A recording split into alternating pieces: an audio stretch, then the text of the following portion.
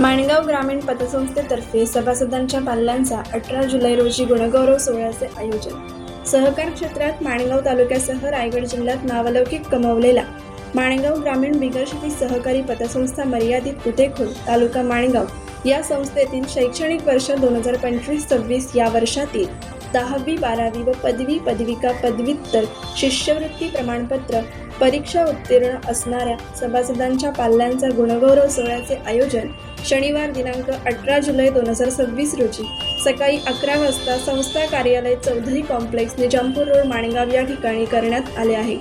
तरी या गुणगौरव सोहळ्यास विद्यार्थ्यांचे कौतुक व अभिनंदन करण्यासाठी संस्थेचे सभासद, हितचिंतक, खातेदार, पालकवर्ग यांनी मोठ्या संख्येने उपस्थित राहावे असे आवाहन संस्थेचे चेअरमन आनंद यादव व सहकारी संचालक, व्यवस्थापक, कर्मचारी वर्ग, स्वल्प बचत प्रतिनिधी यांनी केले आहे।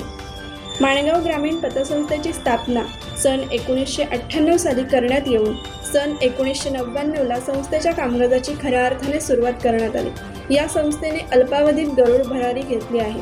संस्थेचा रौप्य महोत्सवी वर्ष नुकताच थाटात साजरा करण्यात येऊन गतवर्षी संस्थेची इंदापूर शाखा सुरू करण्यात आली आहे।